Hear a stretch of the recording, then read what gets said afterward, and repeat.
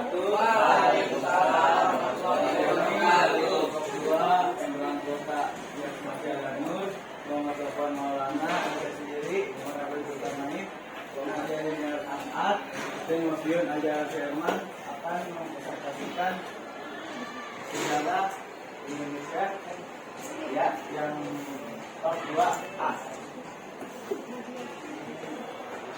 Sebagai kebijakan pemerintah kolonial yang memicu perlawanan lokal.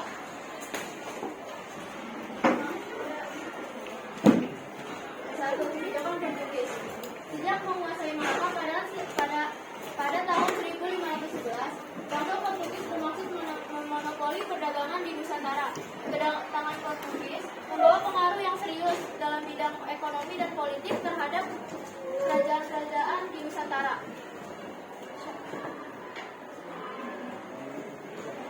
Monopoli perdagangan rempah-rempah. Faktor internal dan eksternal berkontribusi terhadap gagalnya praktik monopoli Portugis di Malaka. Pada tahun 1512, bangsa Portugis melakukan ekspedisi penyelidikan rempah-rempah ke wilayah Hindia Timur, yaitu Kepulauan Maluku, dipimpin oleh Francisco Serrao.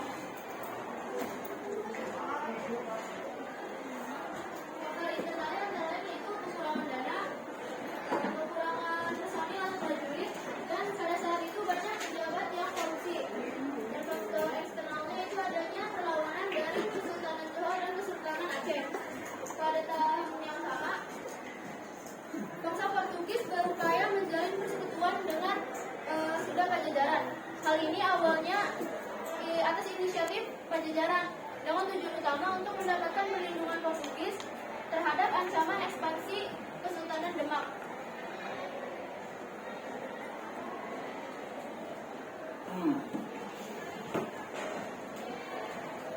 Yang kedua ada penyebaran agama Katolik. Isu kontroversial hingga sekarang adalah penyebaran agama Katolik oleh misionaris Portugis di tengah komunitas Islam yang telah mengakar seperti di Maluku. Hal tersebut diduga sebagai pemicu perlawanan dari kesultanan-kesultanan seperti Ternate dan Demak. Salah satu hipotesis menyatakan jika agama ini menjadi salah satu pemicu. Tentunya menjadi pemicunya sejak awal Portugis tidak menjanjikan persekutuan dengan bangsa Portugis. Nah, sementara itu salah satu hipotesis lain menyatakan bahwa Ternate ini baru menyadari adanya misi keagamaan bangsa Portugis di kemudian hari. Adapun Kesultanan Demak ini bercita-cita untuk menyebarluaskan agama Islam di seluruh pulau, termasuk kawasan Sunda Pajajaran yang bercorak induk. Namun cita-cita Kesultanan Demak ini terancam terhambat oleh kedatangan bangsa Portugis yang memperkenalkan agama Katolik.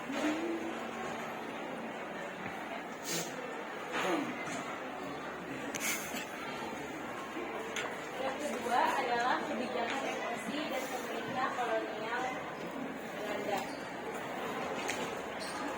Kehadiran Belanda di Indonesia pastinya untuk eksploitasi sumber daya alam serta sumber daya manusia Indonesia. Tujuannya itu adalah untuk memupuk kekayaan serta menciptakan kemakmuran bagi rakyat negeri Belanda. Nah, ini adalah dampak yang dirasakan oleh rakyat negeri Belanda. Lalu dampak bagi rakyat Indonesia itu adalah rakyat Indonesia merasa dirugikan pastinya. Nah, dari segi ekonomisnya itu penjajahan hanya akan melahirkan kemiskinan bagi rakyat Indonesia karena rakyat Indonesia itu hanya dijadikan alat bagi para penjajah yaitu Belanda. Lalu dampak bagi rakyat Indonesia itu dalam faktor politis yaitu wibawa, martabat, budaya, serta struktur pemerintahan kerajaan-kerajaan pribumi itu runtuh karena dipecah belah oleh struktur pemerintahan kolonial. Jadi kolonialnya itu mengambil semuanya sumber-sumber rakyat Indonesia. Lalu ada beberapa kebijakan dan sikap kolonial Belanda yang membuat banyaknya perlawanan.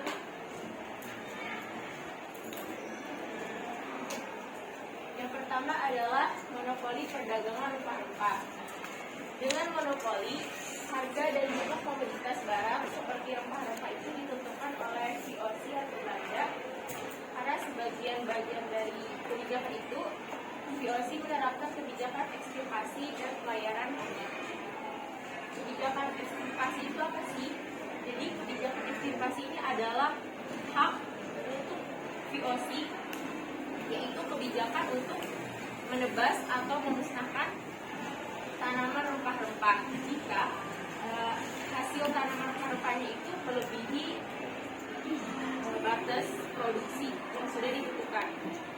Nah, tujuannya itu, jadi tujuan kebijakan ekstirpasi itu adalah agar harga tanaman rempah-rempah itu nggak merosot di pasaran. Jadi kalau misalnya tanamannya udah lebih dari ketentuan yang produksi, itu VOC itu malah menebasnya, ya harga tanamannya itu nggak merosot di pasaran. Lalu pelayaran kopi itu adalah suatu kebijakan ekonomis yang dilakukan VOC untuk mengawasi tindakan perdagangan rempah-rempah. Nah, tujuan dari pelayaran kopi ini adalah agar mencegah penyelewengan hasil bumi kepada pihak lain selain VOC. Nah, pelayaran ini dilakukan dengan menggunakan perahu kora-kora atau perahu kecil dan senjata lengkap.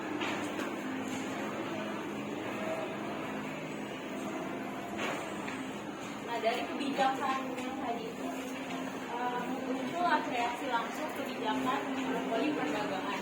Yang pertama itu adalah perlawanan rakyat Belanda terhadap VOC pada tahun 1609 dan 1621. Lalu perlawanan yang kedua itu adalah serangan Sultan Agung basis VOC di Jepara pada tahun 1618 dan balasnya pada tahun 1628 dan 1629. Lalu perlawanan yang ketiga dari kebijakan penduduk tadi itu adalah perlawanan Sultan Hasanuddin dari Makassar pada tahun 1695. Lalu kebijakan yang keempat adalah perlawanan Pattimura di Maluku pada tahun 1817.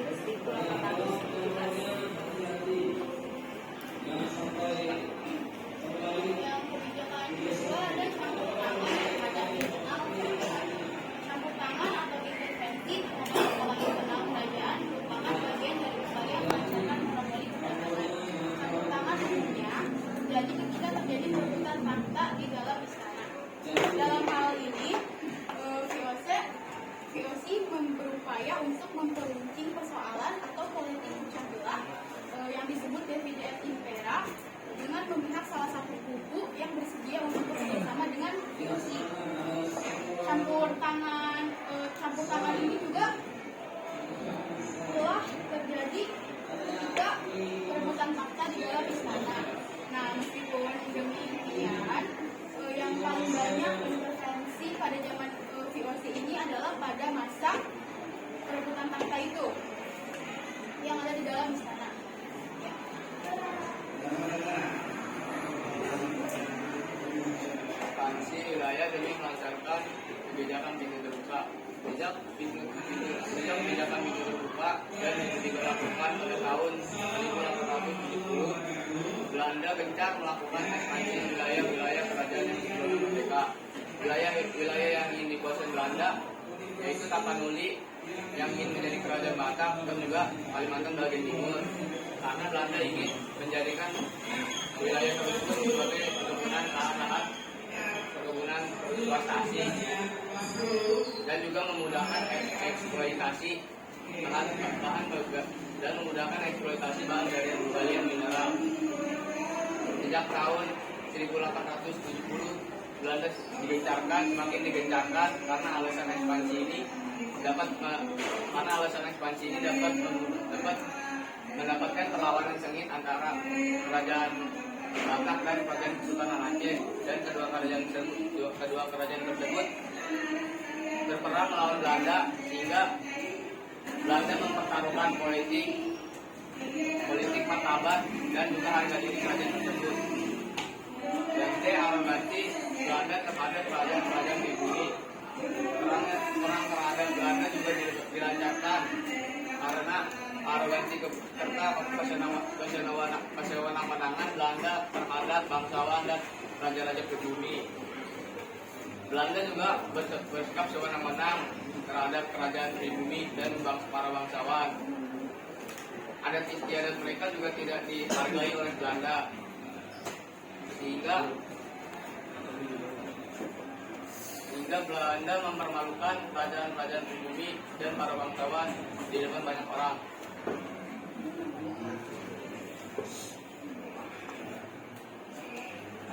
Relatif diskriminasi terhadap penduduk pribumi. Pada masa kolonial, penduduk Indonesia digolong-golongkan berdasarkan ras. Dan yang paling tinggi itu orang Eropa, yang paling rendah itu orang pribumi. Jadi ada beberapa golongan. Yang pertama golongan Eropa. Itu ada negara Belanda, Amerika, dan Swiss. Yang kedua golongan pribumi yaitu ada Indonesia dan Cina. Tiga golongan timur asing itu ada Tionghoa, Arab, dan Cina. India. Ini pembagian tersebut memiliki konsekuensi yang terbaik dalam bidang sosial, hukum, ekonomi, dan politik. Yang F, penderitaan rakyat akibat sistem kanan paksa, kebijakan pintu terbuka, serta politik etis. Rakyat jelata adalah mereka yang paling merasakan dampak negatif dari berbagai kebijakan Belanda, seperti monopoli perdagangan, pajak, tanam, dan paksa kebijakan pintu terbuka dan politik etis.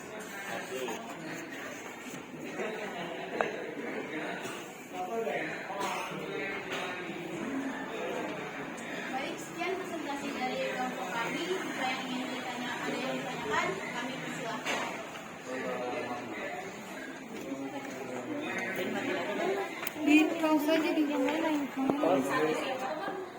Tiga. Assalamualaikum warahmatullahi wabarakatuh. Saya dari kelompok 7 ingin bertanya, bagaimana sikap para raja di setiap kerajaan menanggapi kehadiran pemerintah kolonial di wilayahnya? Bagaimana sikap para raja di setiap kerajaan menanggapi kehadiran pemerintah kolonial di wilayahnya? Tiga. Assalamualaikum warahmatullahi wabarakatuh. Saya dari kelompok 3. Bagaimana pendapat kalian terkait kebijakan diskriminatif pemerintah kolonial terhadap pribumi? Terima kasih. Diskriminatif pemerintah kolonial terhadap pribumi. Saya Revita Febrianti dari kelompok 4. Coba jelasin pengertian dari David et Impera. Udah, terima kasih. Dari David. Tiga. Yang ketawa. Assalamualaikum warahmatullahi wabarakatuh. Nama saya Keisha Nadita Soleha dari kelompok 6. Mau tanya, sebutkan contoh campur tangan POC terhadap masalah internal kerajaan. Kebijakan POC dan pemerintah kolonial Belanda salah satunya arogansi Belanda terhadap kerajaan pribumi. Nah, kerajaan-kerajaan yang disupport sama POC kan dapat keuntungan militer dan finansial nih. Tapi di sini arogansi Belanda terhadap kerajaan pribumi juga si POC itu sewenang-wenang gitu kerajaan pribumi. Nah, kenapa raja-raja yang didukung sama POC itu nggak merasa bakalan dia digituin juga? Kenapa malah setuju-setuju aja? Tiga. Saya Nadifa, saya dari kelompok 1 ingin bertanya, sebutkan golongan yang ada pada masa kolonial dari statusan tinggi hingga yang rendah. Terima kasih.